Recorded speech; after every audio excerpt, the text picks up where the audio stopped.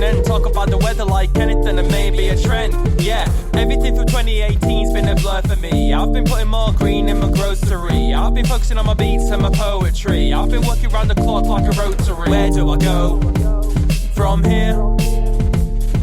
I don't really know. You steer, going down roads. Is it clear? I guess we'll see in a year. Yeah, but maybe this life's degrading. I'm writing to get feelings out and I'm debating whether I should have done it differently when I was dating. I don't really text back, I should have called him maybe. What place is Robin? I think in Wales. Last time I checked he went up to Scotland. Then he went to Belfast, I think we lost him. I woke up in Amsterdam dying from exhaustion. I don't really want to stay tied down, I want to be free at the end of my time. I'm up in the States, you'd call it a ghost town. I travel all around, my mother thinks I've turned into a ghost now. I'm looking for less stress, trying to do what's best. I don't keep cash, all of it I'm trying to invest. Money doesn't really hold my interest. I just rap and make beats, now you know you're a witness. Where do I go from here? I don't really know. You steer, going down roads. Is it clear? I guess we'll see in a year.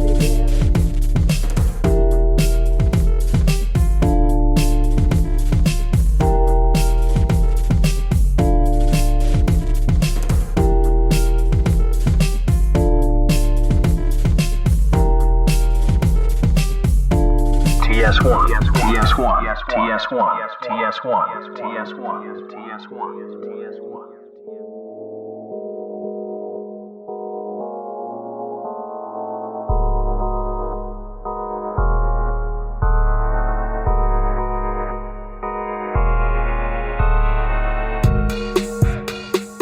You should look at a plan B, oh man, I know.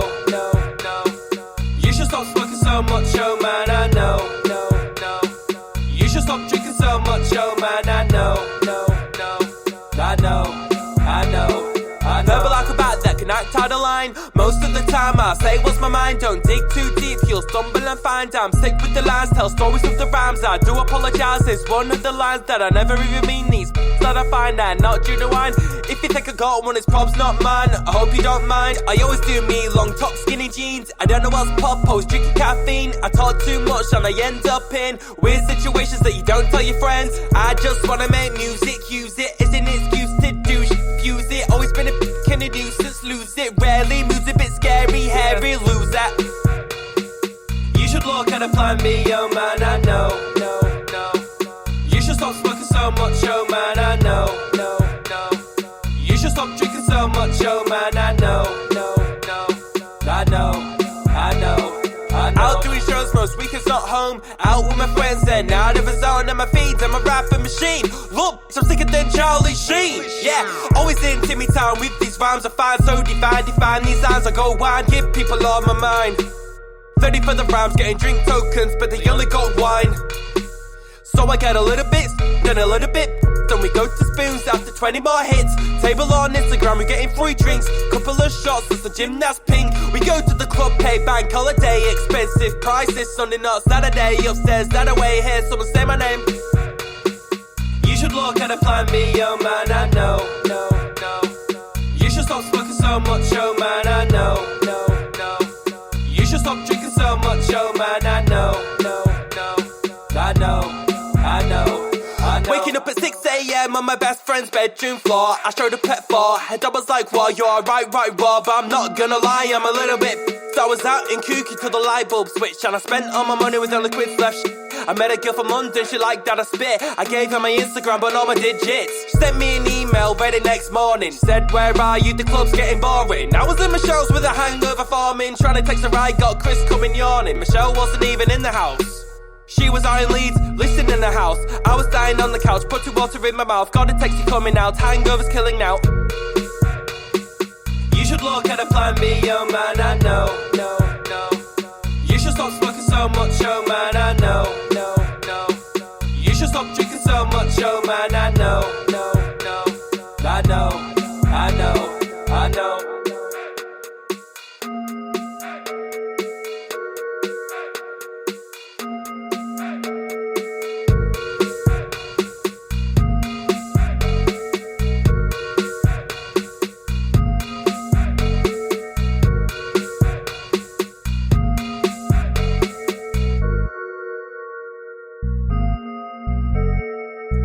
good, people?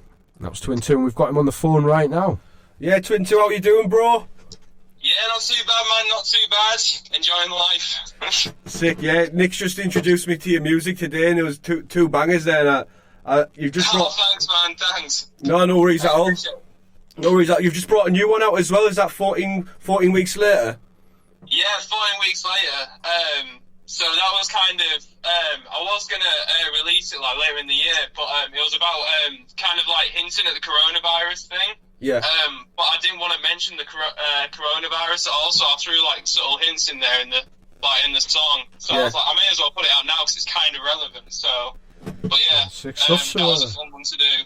So, I see you from Skipton. Obviously, I don't think I've heard many rappers from Skipton. How did you get into it? What made you start rapping? What started that creative process for you? I'm like from near like Skipton. I actually live in Bolton Abbey, so that's like so it's like 6 miles from Skipton. Yeah. And I come from a farm. I'm a farmer's son. And what kind of got me into it was kind of like Eminem. I never really listened to music, and then my sister used to just get me MP3 player and put Eminem onto the. Well, she didn't just put Eminem on; she like literally just put random songs on. Then she put on Eminem. She put on the Recovery album. I just listened to that, and then like I just found it, really kind of cool. Awesome. And then I just started developing it over time, like just practicing rap, and like I just went like full on to like hip hop and listening to like Eminem, Hobson, Logic, Kendrick, J. Cole as well. Good, just like all them guys, just the proper like lyrical rappers. I just find it interesting making stories with words. So there's that who inspires them. Yeah, so those are probably your main inspirations as you were growing up, Eminem, Hobson, and I think you can kind of hear that in your style as well. And are you making your own beats as well? Yeah, making my own beats, and I'm going to start making my own videos soon. As I said, like, I've got all the, I've got like camera equipment and stuff like that, so I'll just get my mates to like help me film it and stuff. You're doing everything, everything in house. Yeah, man. Yeah, cause like, I just find it easier doing that way. I've been to like 2 studios, like full on like big studios in my lifetime. I just found it like uncomfortable because I felt like I was on like a time pressure for someone else. Yeah, I know that. I mean? Yeah, you want to take your time. You can't rush things, can you? And when you're in those studios, paying per hour, it can get you just want to take your time and be comfortable in your environment as well. It's important, isn't it? Yeah, exactly. So I just like doing it in my like own time. It's like I just love doing it. I think that's why I've just got all the just practiced it over time and stuff. It's just a good release sometimes, isn't it? Especially with what's going on and stuff. Yeah, so like that leads on to my next question actually. So how have you been coping through the lockdown and things like that? Have you been creating more music? How's it impacted you? So yeah, I've just kind of been really kind of creative over lockdown. There was like weeks and like days where I was like taking breaks and I was like I felt a bit down because like I did like it didn't help with like mental health and stuff like that with being locked inside all the time. But I literally just went on walks and stuff like that, and just kept just kind of kept busy, and then just planned like the next phase for the music. So I've nearly got I'm trying to plan out next year's songs. So I've got like quite a few recorded. I'm trying to release 3 EPs next year.